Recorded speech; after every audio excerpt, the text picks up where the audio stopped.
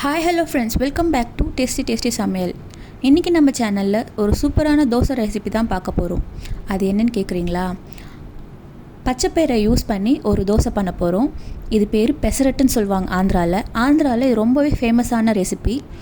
But நம்ம இதில் இன்றைக்கி ஒரு சின்ன ட்விஸ்ட் கொடுத்து பண்ண போகிறோம். அந்த ட்விஸ்ட் என்னன்னு தெரிஞ்சுக்கிறதுக்கு வீடியோ ஃபுல்லாக ஸ்கிப் பண்ணாமல் பாருங்கள். வீடியோக்குள்ளே போகிறதுக்கு முன்னாடி ஒரு ஸ்மால் வேலை பார்த்துடலாமா? நான் போடுற வீடியோஸ்லாம் உங்களுக்கு உடனுக்குடன் பார்க்கணுமா? அப்போது கீழே இருக்க சப்ஸ்கிரைப் பட்டனை கிளிக் பண்ணிவிடுங்க. கிளிக் பண்ணிவிட்டு கூடவே பக்கத்தில் இருக்க பெல் ஐக்கானையும் கிளிக் பண்ணிவிடுங்க. பெல் ஐக்கான் கிளிக் பண்ணால் மட்டும் பத்தாது, அதுக்கு மேலே இருக்க ஆல் ஆப்ஷனையும் கிளிக் பண்ணி விடுங்க. அப்போ தான் நான் போடுற வீடியோஸ் எல்லாமே உங்களால் உடனுக்குடன் பார்க்க முடியும். பண்ணியாச்சா? இப்போ வாங்க வீடியோக்குள்ளே போகலாம்.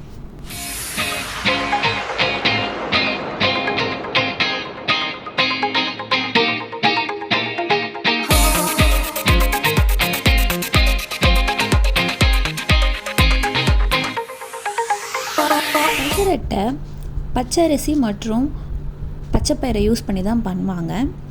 ஆனால் நம்ம இன்றைக்கி அப்படி பண்ண போகிறதில்ல. ஒரு ஸ்மால் ட்விஸ்ட்டுன்னு சொன்னோம்ல, அது என்னன்னு பார்த்தீங்கன்னா, நம்ம இன்றைக்கி சிறுதானியத்தை யூஸ் பண்ணி பெசரட்டு பண்ண போகிறோம். அதாவது மில்லட்ஸ் யூஸ் பண்ணி பண்ண போகிறேன்.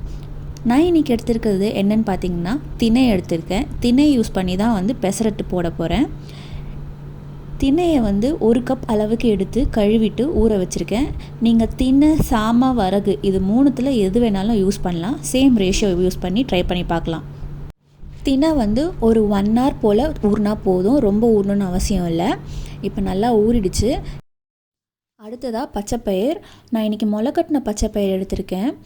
நார்மல் பச்சைப்பயிரை விட முளைக்கட்டின பச்சைப்பயிரில் சத்துக்கள் ரொம்பவே அதிகம். ஸோ அதனால் முளைக்கட்டின பச்சைப்பயிரை யூஸ் பண்ணி பெசரட்டு போட போகிறேன்.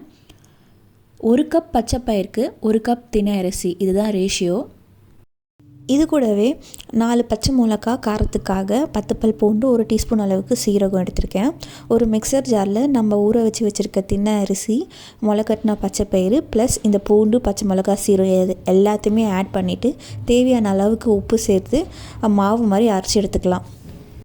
மாவு அரைச்சி எடுத்தாச்சு. தோசை மாவை விட கொஞ்சம் தண்ணியாக கலந்துக்கோங்க. இப்போ இது கூடவே 1/2 டீஸ்பூன் அளவுக்கு மஞ்சத்தூள் சேர்த்துக்கிறேன். மஞ்சத்தூள் சேர்த்துட்டு நல்லா கலந்துக்கோங்க. நல்லா காஞ்சிடுச்சு. நம்ம தோசை ஊற்றிடலாம். நார்மல் தோசை ஊற்றுற மாதிரி நடுவில் ஊற்றிட்டு தடவாமல், ரவா தோசை ஊற்றுவீங்கள, கல்லை சுற்றி ஊற்றுவீங்கள்ல, ரவா தோசை அடைக்கெலாம் ஊற்றுற மாதிரி வெளிப்பக்கமாக இருந்து சுற்றி ஊற்றுற மாதிரி ஊற்றணும். இந்த தோசை பார்த்திங்கன்னா உங்களுக்கு நார்மல் தோசை மாதிரி பேப்பர் ரோஸ்ட் மாதிரிலாம் வராது.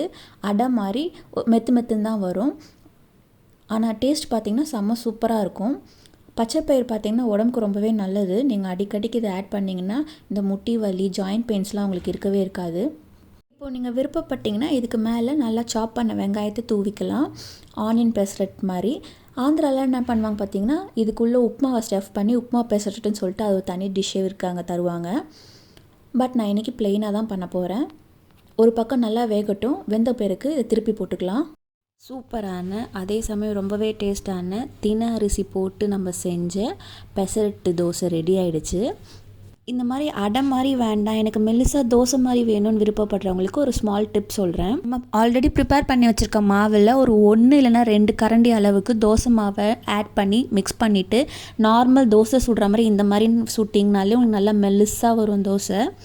அப்படி தோசை மாவு இல்லை அப்படின்ற பட்சத்தில் 1 கைப்பிடி அளவுக்கு பச்சரிசி மாவை திணை கூட சேர்ந்து ஊற வச்சு மாவு ஆட்டும் போது ஆட்டினீங்கன்னா உங்களுக்கு இந்த மாதிரி நல்லா மெல்லிஸாகவே வரும் தோசை. நான் இன்றைக்கி அரிசி எதுவுமே ஆட் பண்ணாமல் வெறும் திணையை வச்சு மட்டும்தான் இன்றைக்கி பண்ணியிருக்கேன். இது பார்த்திங்கன்னா டேஸ்ட் நல்லாவும் இருக்கும், உடம்புக்கும் ரொம்பவே நல்லது. நீங்கள் ட்ரை பண்ணி பாருங்கள். ஏதாச்சும் டவுட் இருந்ததுன்னா கீழே கமெண்ட் செக்ஷனில் கமெண்ட் பண்ணுங்கள், நான் ரிப்ளை பண்ணுறேன். ஸோ ஃப்ரெண்ட்ஸ், இந்த சூப்பரான திணை அரிசி பச்சைப்பயிர் தோசையை நீங்களும் ட்ரை பண்ணி பாருங்கள். இந்த வீடியோ உங்களுக்கு பிடிச்சிருந்ததுன்னா லைக் பண்ணுங்கள், ஃப்ரெண்ட்ஸ்க்கெலாம் ஷேர் பண்ணுங்கள்.